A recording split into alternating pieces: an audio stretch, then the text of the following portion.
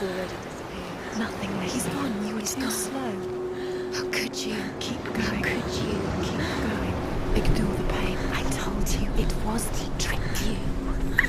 I told you. Where are you going? See, There's nothing to follow. come on.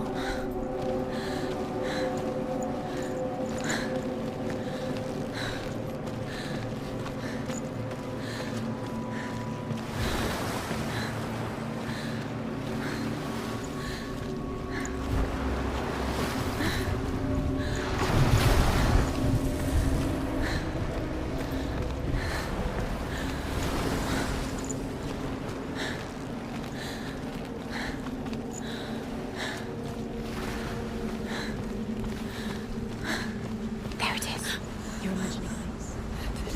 It's still in. Go towards it. Quick, go, run. Come on, before he disappears. Go, go, go. Ow.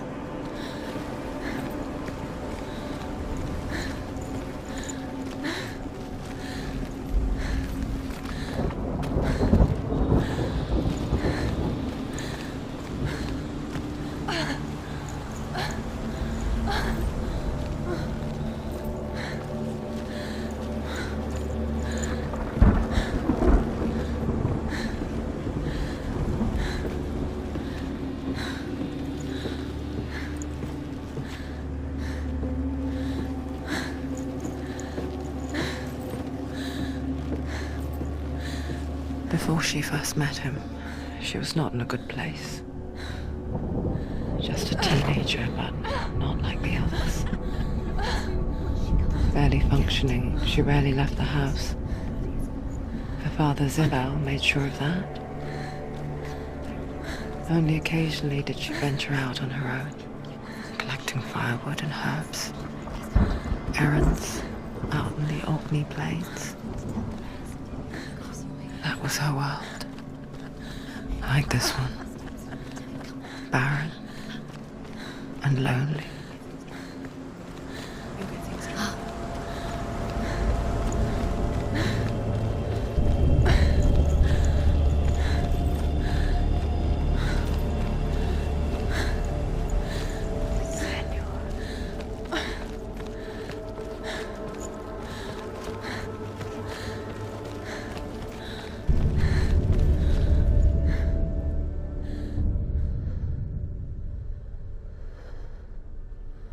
Senua, there will be times that you will feel alone and exhausted, like a strange little fish swimming against the tides of the big ocean.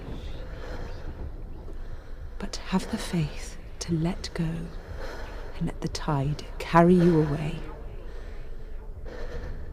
Because the whole ocean is your home, and it does not ask you to swim against it.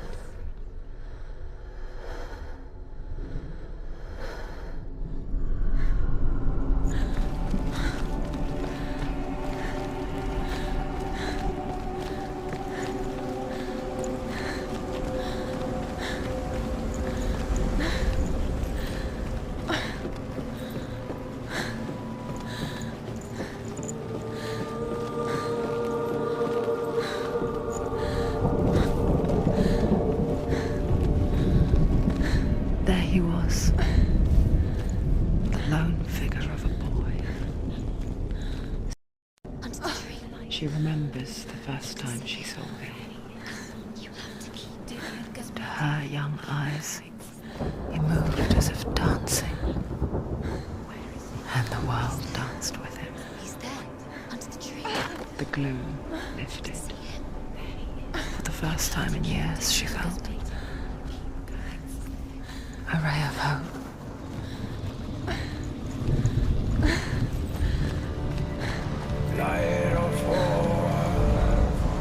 The Northmen tell of a great hero.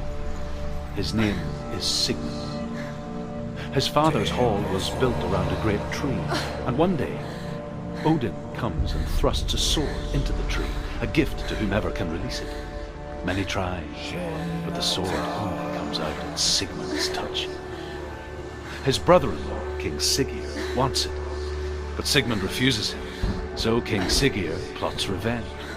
He invites Sigmund and his brothers to a feast, but when they arrive, they are met with an army, not a warm welcome. King Siggeir captures Sigmund and his brothers, steals his coveted sword, and readies them for execution.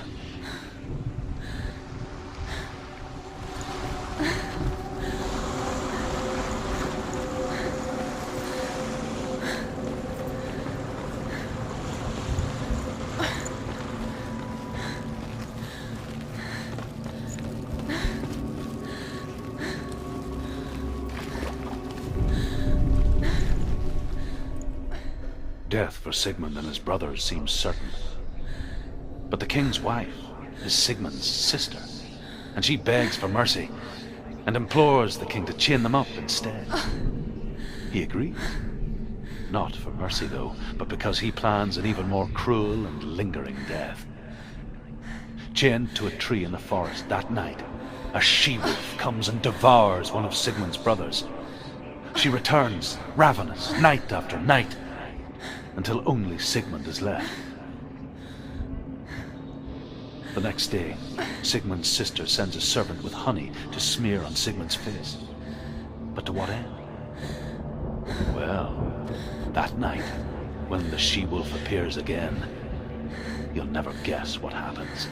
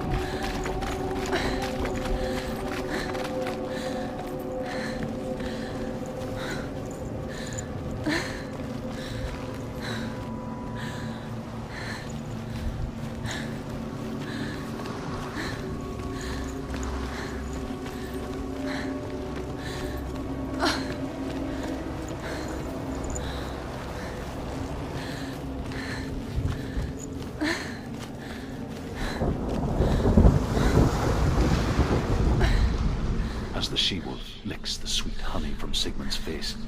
He bites the wolf's tongue. The she-wolf pulls away, but Sigmund holds on. The chains break, and he is free. After his escape, Sigmund lives like us, hidden in the forest. His enemy, King Siggeir, believing him dead, as his sister plots revenge. And for vengeance to succeed, Even the great Sigmund needs help. So she sends her sons to him. But their blood is weak and corrupted, and they're put to death by Sigmund. So his sister hatches a new plan, one that is cold of heart and pure of blood.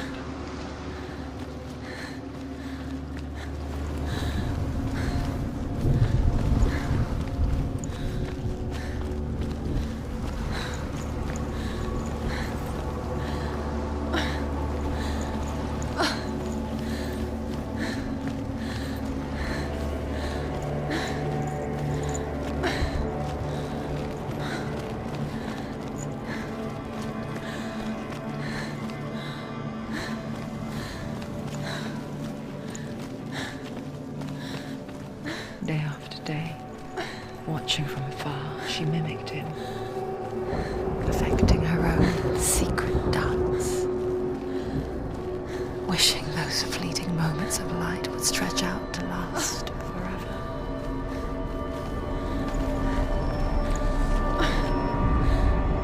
Sigmund's sister trades shapes with a sorceress, and in disguise, she lies with her own brother. She gives birth to a son named Sinfjotli. After a time, she sends him to the forest to Sigmund. He tests the boy and finds him strong and fearless, and so they go to take their vengeance on King Siggeir. But luck is not on their side. They're captured, and Siggeir has them buried alive.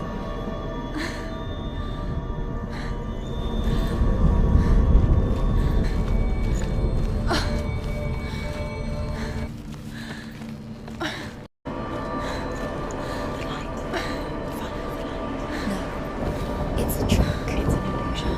It's not real. Do you really? You want to believe it's real, but it's a trick. You're deluded. Where are you going?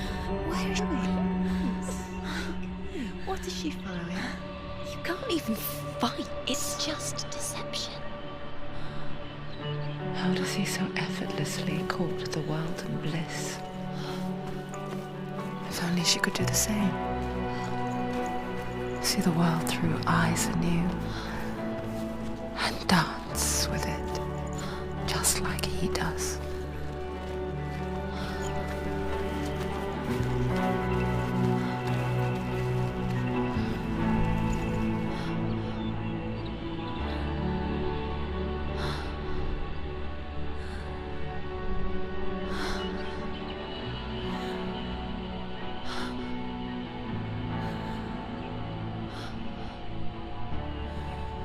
What's your name? Senua. I haven't seen you before. I don't leave home much. Oh, Zenua's daughter. I have to go. Wait. Who taught you to fight like that? No one. No one. Well, I watched you, and You learnt all of that from watching me? You should become a warrior, you know. me? I'm Dillian. I'm here for the warrior trials. Just come and watch. And bring your sword. You can't put it into words. That moment when you look into the eyes of the one who is supposed to reassure you, make you feel safe. It only takes an instant. Fear follows you before you have a chance to make sense of it. And darkness becomes a part of who you are. You killed him. But her world changed the day the Northmen took him from her. Senua knows that there's no going back to how things were. That there's nothing to go back to at all. Stay still, stay quiet, hide, don't tell her. Their gods can see into your mind. They will use this power to destroy They you. won't stop me. I can still feel him. Whatever's left of him, they will never let him go. I'm not gonna let him rot here. You're the one rotting here. Leave me alone. You will die here. No! And all your suffering will have been for nothing!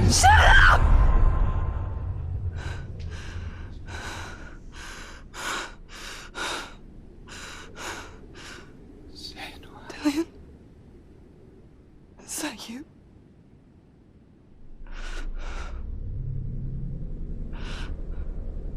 I'll find you, my love.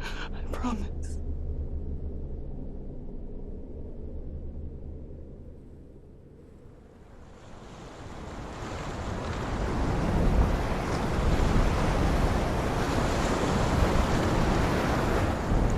By the tree. Can you see him? You want to believe it, Is but he he's there? not real. Is he there? You're alone in these mountains. Is that Dillian? Nothing lives here. You won't survive. You met him by the tree. In the tree. What's he trying to tell you? He's waiting for you by the tree.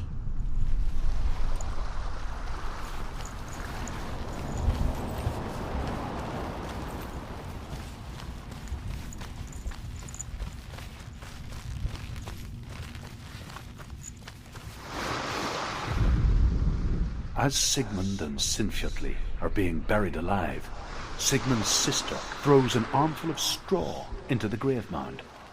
Hidden in the straw is Sigmund's sword, the gift of Odin.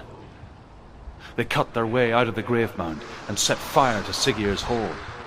The king burns to death. Sigmund calls to his sister to come out so that she may live and be honored. She does come out, but only to tell him the truth. That she had slept with him, her brother, to beget a strong avenger. I am not fit to live, she says, and walks back into the fire. Strike vengeance from your heart, Senua, as there is always a heavy price to pay.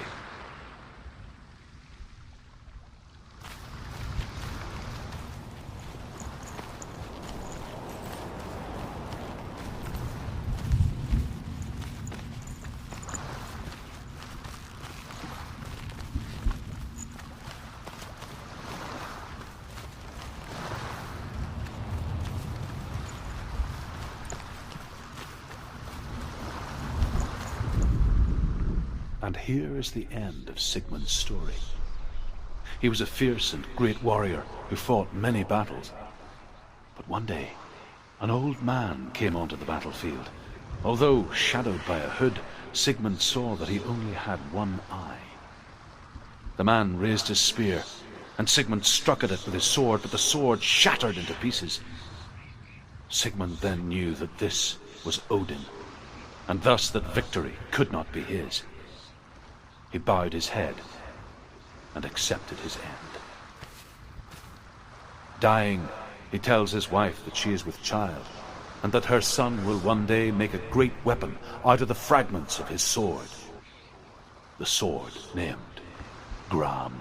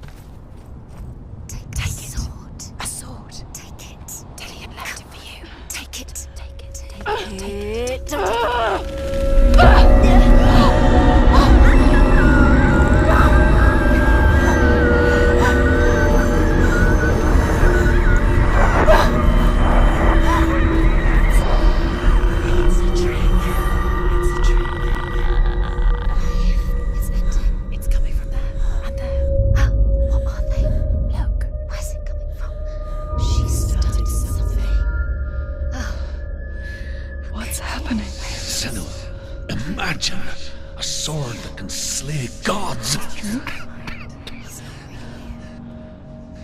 Its name is Gram.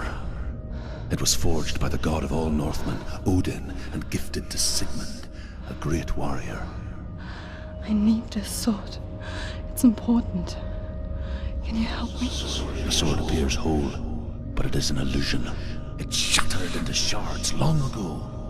It is said a great warrior can reforge Grammar by answering the trials of Odin, one for each shard. The roots of the Tree of Death will take you to new lands where you will face the trials. Go to the shards. Go to the shard. Go to the shards. What's the shard? Find it. It's the metal runestones. Where is it? Find it. There it is. Focus. There's the shard. Focus. Focus. Use your eyes. Look. Get closer. What can you see? A king in the north forced the dwarves to make a sword that would never fail and never rust, and that would slice through iron and stone and bring victory to its bearer. But the angry dwarves cursed it. It would be the death of a man every time it was drawn, and it would be the death of the king.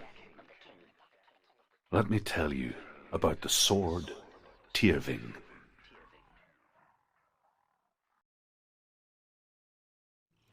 I don't recognize this place. Where are we? Where is she? It feels wrong. Where are we now? Burial mound. So strange that we go to such lengths to bury death. Something so very ordinary, inevitable. It's as if we conspire to hide death, because we have no answer for it. But when it comes and forces itself onto our friends or loved ones, then comes the reckoning.